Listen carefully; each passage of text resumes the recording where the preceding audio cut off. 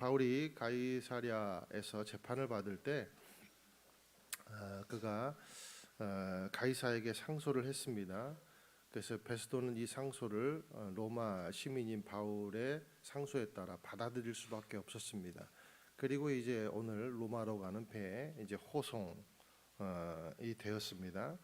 그래서 이제 오늘 이 배를 탔는데 선주와 선장 그리고 백부장 율리오의 잘못된 판단 때문에 극심한 풍랑을 이제 만나게 됩니다. 그리고 14일간 이제 표류를 하게 되는데 이 사건을 보면 쭉 끝까지 우리 보면 마치 한 편의 블록버스터 영화 같은 그런 인상을 줍니다. 자, 우리 그 멜 깁슨이라는 배우가 패션 오브 더 크라이스트라는 거 만들었잖아요. 그죠? 그런데 그 얼마나 감명 깊습니까? 마치 이 주제를 오늘 이 주제를 가지고 영화를 만들어도 좋겠다 그런 생각이 들어요. 그만큼 절제절명의 위기 가운데서 바울의 기지와 또 하나님의 도우심이 돋보이는 그런 이야기가 바로 오늘의 이야기입니다. 6절에 보니까 바울이 탑승한 배 이름이 나옵니다. 그 배 이름이 알렉산드리아 호라고 기록이 되어 있습니다. 이게 이름대로 이 배는 알렉산드리아에서 왔을 것이고 그리고 곡물을 운반하는 배였습니다. 당시 애굽은 곡창지대였고 이제 거기서 나오는 곡물이 이렇게 선박을 통해서 배를 통해서 로마로 이렇게 공급이 되는 그런 일들이 있었습니다. 근데 당시 이제 가이사랴에서 바울이 있는 가이사랴에서 로마로 가는 직항 배가 없었는지 지금의 트리키에 속한 아드라무테노라는 배를 타고 갔다가 이 곡물 운반선인 알렉산드리아 호로 이렇게 이제 갈아탄 겁니다. 자, 그런데 이 배가 중간에 심한 바람을 만났고 그리고 그 바람의 영향으로 지연되고 또 지연돼서 그러니까 느릿느릿하게 항해해서 결국 이제 정박된 곳이 미항이라는 연안이었습니다. 자, 정박한 이들이 바람이 바뀔 때까지 기다리는 게 옳은 순서였을 텐데 선주와 선장은 무엇이 급했는지 항해를 강행하자 이렇게 제안을 한 것입니다. 그리고 율리오는 이 주장을 받아들였습니다. 그런데 이 때가 항해하기에는 얼마나 어려운 때인가 이것이 이제 9절에 나타나고 있습니다. 9절 한번 읽겠습니다. 시작. 많은 시간이 소모되고 금식하는 절기도 지났기 때문에 항해가 위험해졌습니다. 그래서 바울이 사람들에게 충고했습니다. 여기 보니까 금식하는 절기도 지났기 때문에라고 기록하고 있어요. 다소 뜬금없는 절기 정보가 나오는데 이 표현은 뭐냐면 지금 이때가 항해를 하기에는 굉장히 무리인 때다. 이것을 나타내주기 위한 정보입니다. 자, 이 당시에는 9월 중순부터 11월 초순까지는 항해하기에는 매우 위험한 때로 알려져 있었습니다. 게다가 이제 11월이 지난다고 해도 이제 10월 중순부터 11월 중순까지가 위험한 기간인데 11월 중순이 또한 지난다 해도 겨울이 다 하기까지 그러니까 1월이 오기까지는 항해하긴 위험한 때이므로 기다리는 게 훨씬 더 안전한 선택이다라는 거죠. 그런데 금식 절기가 10월 5일 즈음이었기 때문에 항해하기에는 매우 어렵다. 왜냐하면 9월 중순부터 11월 초순까지는 힘들다 그랬잖아요. 그런데 이 그 금식 절기는 10월 5일쯤이 됐으니까 한참 위험한 때다. 이제 이 말을 하기 위해서 이 누가는 금식하는 절기도 지났다 이런 정보를 우리에게 주고 있는 겁니다. 그래서 이제 탑승 때부터 백부장 율리오라는 사람이 바울에 대해서 굉장히 호감을 가졌는데 이 바울이 이제 이런 이제 제안을 하는 거예요. 이 선주와 선장과 율리오 앞에서 그 제안을 한번 들어보시겠습니다. 10절부터 11절 읽겠습니다. 시작. 여러분, 내가 보니 우리가 이렇게 계속 항해하다가는 재난에 빠지고 배와 짐이 큰 손실을 입을 뿐 아니라 우리 목숨도 위태로울 것입니다. 그러나 백부장은 바울의 말보다는 선장과 선주의 말을 더 따랐습니다. 자, 바울이 이렇게 강력하게 조언할 수 있었던 이유가 있습니다. 그것은 뭐냐면 그가 1차, 2차, 3차 전도 여행까지 끝낸 사람이잖아요. 이게 얼마나 많은 항해를 했겠습니까? 각국을 다 돌아다녔어요. 그죠? 그러면서 그가 폭풍과 조난에 대해서 해박한 지식과 감각을 갖고 있었습니다. 그래서 아주 센 강도로 조언을 지금 한 겁니다. 그런데 백부장 율리오는 초라한 미항보다 더 넓고 좋은 조건을 가진 항구인 베닉스라는 곳에 물이라도 해서 좀 가서 편안히 있자라는 그런 선주와 선장의 말에 손을 들어 주었던 것이죠. 그런데 이들의 계산이 우리가 한번 셈을 한번 해보면 12절에도 그런 내용이 나오지만, 첫째, 그들은 이 미항이라는 곳이 아름다운 곳이긴 하지만 그들이 정박하고 그리고 지내기에는 매우 불편했다는 게 그 표면적 이유입니다. 환경을 중요시한 나머지 오히려 더 좋지 않은 환경으로 이들은 빨려 들어갈 것에 대해서 전혀 지금 모르고 있는 것이죠. 알아도 무시하는 것이죠. 둘째, 그럼 왜 알아도 무시할까? 두 번째 이유가 있습니다. 그것은 돈에 눈이 멀었기 때문입니다. 돈에 눈이 멀었기 때문에. 자, 알렉산드리아 호는 제국의 심장부인 로마에 곡물을 공급해서 돈을 벌었습니다. 그래서 이 배는요, 당시에는 국가가 인정한 그런 선주 조합 단체가 있었습니다. 그 국가가 인정한 선주 조합 단체, 국가하고 계약을 맺은 사람들이죠. 그런 조합 단체에 속한 배가 바로 알렉산드리아 호였습니다. 그러기에 당연히 뭐에 눈이 멀었겠습니까? 납품에 눈이 먼 거죠. 실적에 눈이 먼 거죠. 납품과 실적은 곧 뭐하고 연결됩니까? 돈과 연결이 되는 거예요. 그래서 돈에 지금 눈이 먼 겁니다. 졸음운전을 해서라도 납품을 하는 것이 우선이다. 우리 그 운전하다 보면 가끔씩 막 이렇게 차선 침범하다가 막 확 급하게 그런 분들이 계시잖아요. 참 안타깝죠. 사람의 안전보다는 이들은 수금하여 돈을 버는 것이 훨씬 더 우선적인 가치로 여긴 사람들이라는 거예요. 마치 세월호가 연상이 되지 않습니까? 어쨌든 바울은 지금 말리고 있습니다.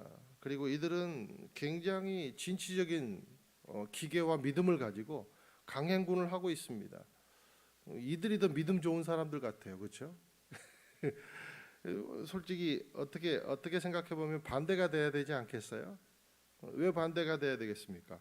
바울은 지금 굳건한 약속을 갖고 있습니다.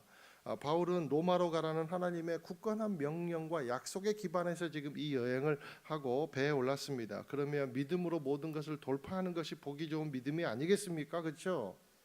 하나님 도와주시는데, 그리고 난 로마에 가서 빨리 전도해야 되는데 가이사에게 나는 하나님의 복음을 전파해야 되는데 그런 하루라도 빨리 복음을 전하고 싶어 하지 않겠습니까?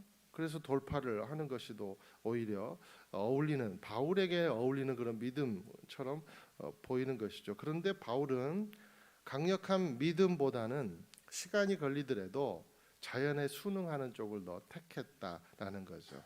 왜요? 사명도 중요하지만 제수를 포함해서 수많은 생명들이 거기 같이 탑승하고 있기 때문이에요. 우리는요, 가끔씩 엄청난 사명을 가지고 또 남다른 비전을 품었다고 그 사명과 그 비전에만 심취해 가지고 다른 것들을 돌아보지 못할 때가 있더라라는 거예요. 이 바울이 얼마나 균형 잡힌 사람인지를 우리가 알 수가 있는 거죠. 한마디로 막무가내식 믿음이 있다라는 겁니다. 마치 선주와 선장이 돈에 미친 것처럼 우리도 직진에 미치고 밀어붙이기에 혈안되어 있는 믿음이 있을 수 있다라는 거예요. 기다림이 없는 신앙이 있다라는 거예요. 근데 저는 이그 세리 위에 떠도는 아주 좋은 명언이 있다고 생각합니다. 그 명언은 뭐냐면 약은 약사에게, 진료는 의사에게. 얼마나 훌륭한 명언인지 모르겠어요. 이것이 건강한 믿음이라는 거예요.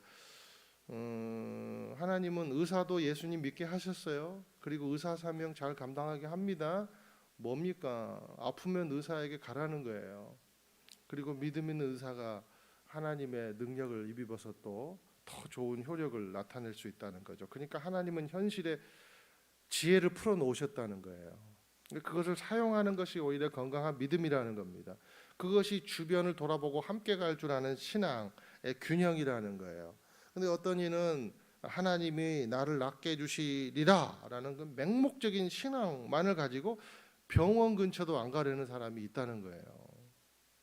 이것은 하나님이 풀어놓으신 현실을 잘 사용하지 못하고 있는 것입니다. 또요, 어떤 이는요, 내가 생각하고 정해놓은 뜻은 누구도 막지 못한다라는 아주 강력한 믿음이 있더라라는 거예요. 그래서 자기가 가는 길에 누군가 조금이라도 비판을 하면 그것을 엄청난 핍박으로 그렇게 받아들이고 핍박하는 그 상대를, 비판하는 상대를 아주 무지한 사람으로 매도하고 불쌍히 여기기까지 한다는 겁니다. 이게 때로는 집단적으로 그런 현상이 나타난다는 거예요. 교회가 그래서 욕을 얻어 먹는 거죠. 여러분, 교회는요, 다른 생명과 같이 사는 공동체임을 기억하게 되시기를 주님의 이름으로 축원드립니다. 그러므로 막무가내식 믿음은요, 강력한 믿음이 아니에요. 극단적인 믿음이에요. 착각일 뿐이에요. 이것을 통해서 우리가 알 수 있는 것은, 이 지금 상황을 통해서 우리가 알 수 있는 것은 또 뭐냐면 양극단은 복불복이다. 무엇이든지 극단적으로 가는 것은 복불복이다. 좋지 않다라는 거예요. 그러니까 너무 피해가는 믿음도 극단적인 거고 너무 몰빵하는 믿음도 극단적인 믿음이다라는 겁니다. 자, 믿음의 삶은 언제나 다른 생명과 함께하고 있다는 사실을 잊지 말아야 돼요. 그러므로 우리가 진리에는 목숨을 걸되 진리가 아닌 순리에는 수용하는 게 필요하다라는 것이 오늘 바울이 우리에게 주는 지혜다라는 거죠. 여러분 보세요. 주님은 바울 보고 야, 네가 가능한 한 빨리, 하루라도 빨리 가서 로마를 보아야 하리라 말씀하지 않으셨어요? 그러면 가이사랴에서 왜 2년 동안 그가 침묵의 고난의 시간을 갖겠습니까? 그러니까 주님은 오늘도 이렇게 말씀하세요. 너는 내 때에 로마도 보아야, 하나님의 때에 로마도 보아야 하리라. 그렇게 너는 두려워하지 말라. 너는 급히 가이사 앞에 서야 된다. 오늘도 이렇게 말씀하지 않으세요. 마땅히 서야 된다 이렇게 말씀하시지. 정확하게 바울은 이것을 안 것이죠. 그래서 바울은 순리를 택한 겁니다. 저와 여러분이 진리에는 목숨을 거시기 바랍니다. 그러나 순리에는 수용이 있는, 지혜 있는 신앙이 되기를 예수님의 이름으로 축원드립니다. 자, 극단적인 선택이 좋지 않다는 것을 오늘 선장과 선주 율리오가 지금 고스란히 보여주고 있는 거예요. 우리 13절부터 16절까지 또 보겠습니다. 시작. 부드러운 남풍이 불기 시작하자 그들은 자기들이 바라던 대로 됐다고 생각했습니다. 그래서 그들은 닻을 올리고 항해했습니다. 그런데 얼마 지나지 않아 그 섬으로부터 유라굴로라는 태풍이 불어닥쳤습니다. 배가 폭풍에 휘말려 방향을 잡을 수가 없었습니다. 그래서 우리는 배가 가는 대로 내맡기고 표류하다가 가우다라는 작은 섬 아래쪽을 따라 지나면서 간신히 거룻배를 바로잡을 수 있었습니다. 자, 바울의 충고를 무시하고 사람보다는 편리와 그리고 돈에 눈이 먼 선주와 선장이 이끄는 이 알렉산드리아 호는 이제 결국 광풍을 만나게 돼요. 유라굴로라는 그런 태풍을 이제 만나게 되었습니다. 자, 부드러운 남풍에 속아서 이렇게 항해를 추진을 했던 그런 배는 아주 일말의 경고도 없이 유라굴로라는 광풍을 맞게 된 것이죠. 이 유라굴로라는 말은 말 그대로 북동풍입니다. 북동풍을 이제 유라굴로 이렇게 이제 표현을 합니다. 반대로 불어닥치는 이 바람 때문에 서로 막 반대로, 그래서 이 구름과 파도가 막 만들어져 가지고 이 구름과 파도가 얼마나 무서운지 여러분 우리가 바다 가 보셨죠? 저도 제주도에 가족들이랑 가가지고 이렇게 그 선 위에서 막 파도가 치는 거 구경하려고 이제 큰 아들이 이제 탁 담대히 가더라고요. 저는 솔직히 가기 싫은데 이제 그래도 이제 남자 뭐 이런 이제 그런 게 있어갖고 나도 가서 구경할래 그래가지고 탁 가서 이렇게 이제 선글라스를 끼고 이제 바다 밑을 이렇게 보는데 와 그 파도가 얼마나 무서운지요. 그래가지고 다행히 선글라스를 껴서 그 두려운 눈을 표현을 뭐 안 봐서 다행이지. 얼마나 그냥 그 바를 붙잡고 겁에 질렸는지 모르겠어요. 야 저기 한번 빠지면 끝이구나. 자 근데 유라굴로 광풍이요 얼마나 이 선원들에게 이골이 난 선원들 이게 얼마나 항해 지혜가 많았겠습니까? 경험도 많고 그런 선원들이요 이 북동풍 유라굴로를 원수 같은 바람이라 그랬대요. 그리고 미친 북동풍 이렇게 부르대요. 그래서 유라굴로 광풍 이렇게 이제 우리는 표현을 하는 겁니다. 자, 이 바람 때문에 이들이 닿고자 했던 그 환경 좋은 베닉스 항에 도착을 했어요? 못했어요? 못했다라는 겁니다. 그리고 이제 표류를 시작을 하는 겁니다. 이때부터 이제 14일 동안 표류가 시작이 된 거예요. 그래서 이 미항에서 보니까 이제 가우다섬 미항에서 약 37km 정도 떨어진 곳으로 알려져 있습니다. 자 이곳에서 일시적으로나마 이 가우다섬에서 바람을 피할 수가 있었어요. 그래서 급한 나머지 이제 이게 물이 가득 차 있는 거룻배 당시에는 이렇게 거룻배가 뭐냐면 구명보트예요. 구명보트에 이제 질질 끌고 다니니까 이제 그 물이 많이 찼을 거 아니에요. 그래서 그것을 배 위로 끌어올려 가지고 이제 줄을 묶는 그런 이제 그 물도 비워내고 줄을 묶는 꽁꽁 묶는 왜냐하면 조난 당하면 그 구명보트 사용해야 되니까 그래서 그것을 이제 간신히 이제 줄을 묶는 작업을 했습니다. 바울도 누가도 그리고 함께 갔던 신실한 아리스타고도 물집이 잡힐 때까지 아마 밧줄을 끌어당겼을 거예요. 여러분 그 상황을 상상을 해보세요. 자 그런데 이제 이들이 가만히 이제 막 그 급한 것을 서두르고 하다 보니까 배가 어디로 가고 있냐면 여기 17절에 보니까 스르디스 해안이라는 곳으로 가고 있었다는 거예요. 그런데 이제 스르디스라는 말이 모래톱이라는 말입니다. 모래톱. 그러니까 거대한 이 모래톱 같은 이 그 펄 같은 그런 모래가 이제 바다 밑에 쫙 깔린 거예요. 이제 모래톱에 한번 이제 배가 박혀버리면 이제 더 이상 이제 항해는 불가능하고 이제 완전히 배는 산산조각 납니다. 운명은 끝납니다. 그래서 이들은 바람의 방향에 의지해 가다가는 이 모래톱에 처박혀 버리겠다라는 생각을 한 거예요. 그래서 차라리 닻을 내리고 표류를 하는 게 낫겠다라고 이제 표류를 선택을 하게 된 거예요. 18절에서 20절까지 또 보겠습니다. 시작. 우리는 폭풍에 몹시 시달리다 못해 이튿날에는 선원들이 짐을 바다에 던져 넣기 시작했습니다. 3일째 되는 날에는 선원들의 장비들을 자기 손으로 내 던졌습니다. 여러 날 동안 해와 별도 나타나지 않고 폭풍만 계속 불어닥치자 결국 우리는 구조될 모든 소망을 포기했습니다. 표류 이틀째 이들은 가지고 있던 모든 소중한 짐을 이제 바다에 던져 버리기 시작합니다. 왜요? 배가 가벼워야만 떠오르니까. 그래야만 혹시 모를 암초에 부딪히지 않고 모래톱에 박히지 않을 테니까. 그런데 이제 이틀이 되고 3일째 되는 날 그들은 이제 장비들을 버리기 시작했습니다. 자, 해도 별도 나타나지 않고 폭풍만 계속 어디인지 이곳이 어디인지도 모르고 해와 별도 없고 폭풍이 몰아닥치고 막 구름 먹구름은 막 몰아치고 이게 밤인지 낮인지 구분을 못하니까 이런 상황에서 무슨 자기 짐이 무슨 소용이 있겠어요. 자기가 갖고 온 캐리어 다 버립니다. 소중한 장비 다 버립니다. 심지어 돈덩어리인 곡물, 이게 무슨 소용입니까? 생명보다 소중한 건 없죠. 다 버려요. 구조될 모든 소망을 포기했습니다. 자신이 갖고 있던 모든 것을 다 그냥 던지고도 구조될 소망이 없는 거예요. 이게 우리의 힘의 한계다. 세상의 힘의 한계다는 거죠. 물질의 한계다는 거죠. 의지하고 있는 현상의 한계다는 거죠. 사랑하는 여러분, 우리가 인생을 항해다 이렇게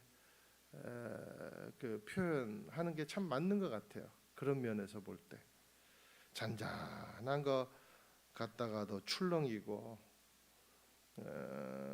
출렁이다 말 것 같았는데 감당이 안 되는 그런 파도가 몰아치고, 우리 꿈자리만 사나워도 찝찝하잖아요. 아침에 일어나면, 그렇죠? 그러다가 괜찮다 싶은데 또 무슨 일이 땅 터지면 뭔가 바늘 같은 것만 찔러도 우리가 막 파도로 느끼고, 그러다가 풍랑을 만나고. 그런데요, 문제는요, 풍랑은요 나의 의지와 상관없이 온다는 거예요. 인생에서. 그렇죠? 인생에서 풍랑이 여러분 의지와 다르게 오죠. 상관없이 오는 거잖아요. 그죠? 얼마나 힘듭니까? 그래서 여기 말씀 보니까 구조될 모든 소망을 포기했습니다. 자, 이들이 지금까지 믿고 있던 백부장이라는 포지션 생각해 보세요. 이들이 믿고 있던 백부장이라는 그 포지션, 고가의 선박, 그리고 그 선박의 주인이라는 명함, 그리고 거대 로마 정부와 맺은 계약서, 돈이 될 줄로 믿었던 그 층층이 켜켜이 쌓인 곡물 가마니들, 여러분 다 생각해 보세요. 이것 중에 무엇 하나 이들에게 소망을 줄 수 있는 게 있습니까? 하나도 없더라는 거예요. 하나도 없더라. 다 버려야 살 것들이라는 거예요. 결국에는 폭풍을 만나고 나서야 깨닫더라는 겁니다. 우리는요 완악해서 바닥까지 가봐야 내 토대가 결국 이거였구나, 그때 알게 돼요.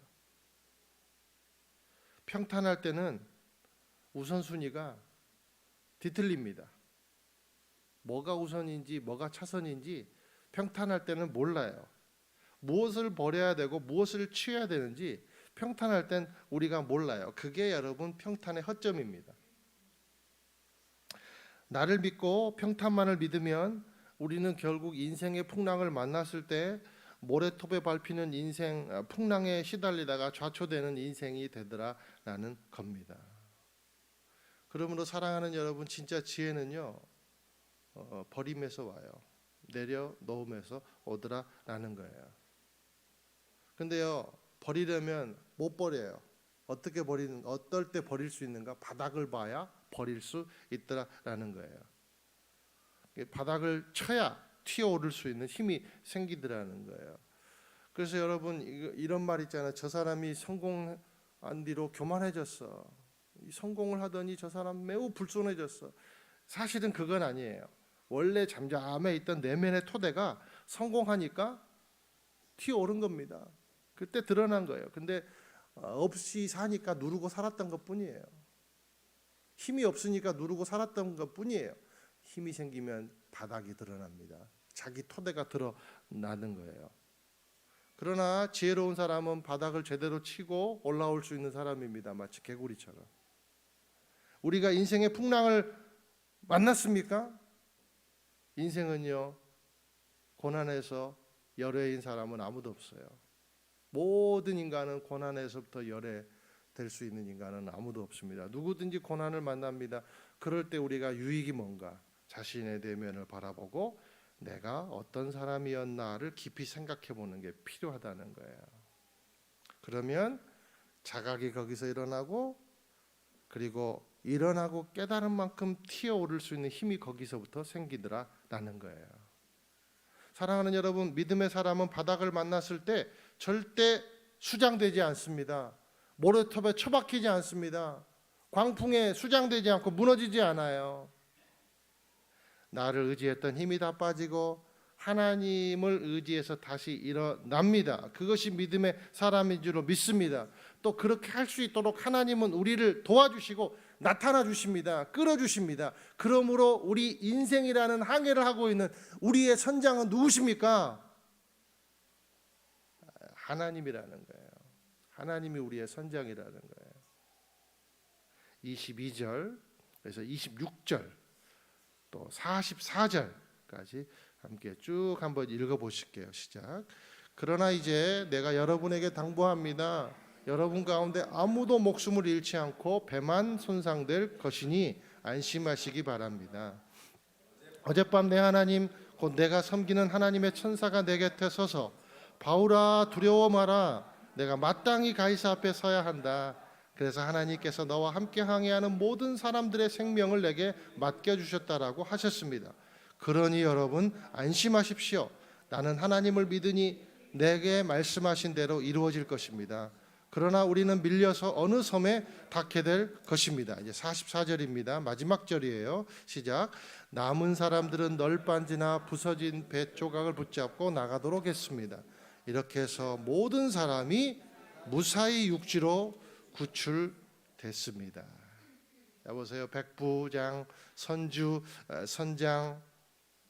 자, 지금까지 폭풍을 만나기 전까지 이 사람들의 겉모습이 화려했어요. 주도권을 누가 잡았습니까? 백부장이 잡고 선주가 잡고 선장이 모든 주도권을 쥐고 있었습니다. 반면 죄수 바울은 초라합니다. 주도권이 없습니다. 그러나 인생의 폭풍을 만나니 완전히 반대가 되죠. 위기 때마다 바울에게 나타났던 약속의 하나님, 위로의 하나님이 나타나셔서 말씀으로 그를 늘 인도해 주셨기 때문입니다. 선장 되신 예수님이요. 물질에 의지했던 모든 사람은 다 쓰러졌는데 약속을 의지한 한 사람을 통해서 276명의 사람이 건진받는 놀라운 역사가 일어나더라라는 거예요. 죄수의 몸이지만 바울처럼 나이스하고 차분하고 확신에 차고 지금 유연한 인물이 어디 있겠어요 지금. 그렇죠? 믿음의 사람들, 이것이 믿음의 사람들의 품이라는 겁니다. 저와 여러분이 이 바울의 품위를 갖게 되시기를 주님의 이름으로 축원드려요. 이제 리더가 바뀌었습니다. 바울은 나중에요 이제 리더가 되어가지고 하나님의 이름으로, 지금도 하나님의 이름으로 말하고 있잖아요. 하나님이 이렇게 다 해주실 거다고 예언한 대로 됐어야 안 됐어요? 그대로 됩니다. 모든 것을 잃었지만 생명은 구원하는 역사, 하나님이 예언한 대로 그대로 됐습니다. 그래서 이들에게 나중에 그 바울은요 이들에게 하나님의 이름을 전하고 전도를 합니다. 그리고 놀라운 광경은 35절에 보니까요 이 죄수들과 276명의 이 사람들이 보니까 애찬을 해요. 하나님의 이름으로 애찬식을 막 가져요. 기이한 일이 벌어지더라는 거예요. 그래서 44절에 이렇게 해서 모든 사람이 무사히 육지로 구출됐습니다. 누가 한 거예요? 선장 대신 예수님이 하신 거죠. 저는 이 말씀 보면서 그렇구나. 우리는 어쩌면 몇 명의 의인 덕에 살고 있는지도 모르겠다. 여러분 아브라함 때문에, 그죠? 모세의 중보 때문에 여러분 어떤 사람이에요? 어쩌면 이 땅을 이끌어가는 사람은 하나님 외에 다른 것을 의지하는 수백억의 사람이 아니라 하나님을 의지하고 그 약속을 의지해서 살아가는 소수에 의해 보호받고 있는지도 모르겠다라는 거죠. 14일에 강력한 표류 끝에도 한 생명도 죽지 않고 살아난 기적의 중심에는 믿음의 소수가 있었구나. 선장 되신 예수님 따라가는 믿음의 소수가 있었구나.